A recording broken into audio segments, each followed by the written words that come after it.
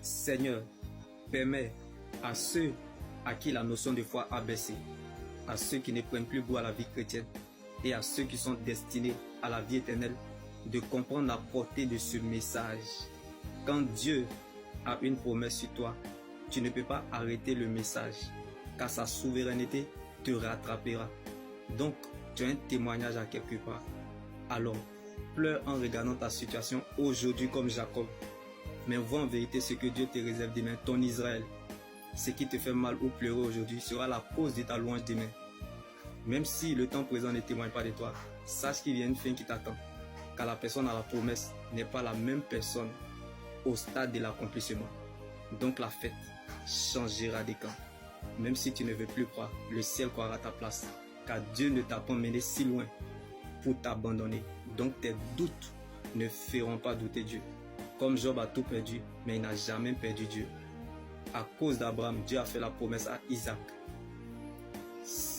David a payé le prix pour que Salomon vive en paix et en sécurité. Donc moque-toi de tout, sauf d'une personne qui cherche Dieu. Car il peut être Jacob à 16 heures et avant le lever du jour devenir Israël. Que les gens veuillent ou pas, tu entendras la voix de Dieu.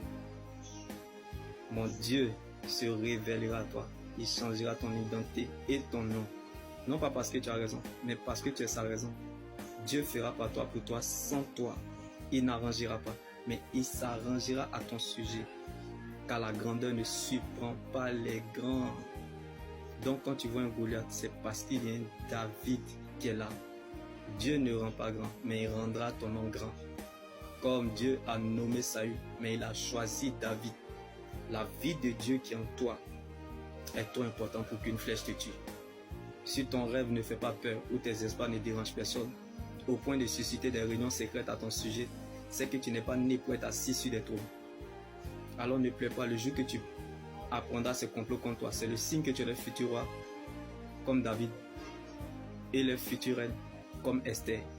Si tu fais de la parole de Dieu ton roi, tu deviendras sa reine comme Esther. Alléluia. Même si le Seigneur n'est encore rien dit, mais je sais que tu dois garder ce qu'il t'a dit. Quand tu sais, on ne peut plus rien faire pour toi, mais ce que tu ignores peut t'envoyer très loin. Quand tu veux voir, il faut savoir regarder la parole de Dieu. Si tu fais de la parole de Dieu ton roi comme David, tu deviendras sa reine comme Esther. Alors, ne regarde pas la parole de ta situation, mais marche vers ta fin. Comme le livre d'Esther n'a pas commencé par Esther, mais elle a achevé la course avec Dieu. Donc, tu peux commencer de nulle part et finir quelque part. Ce n'est pas parce que ça a mal commencé que ça veut dire forcément que ça va mal se terminer.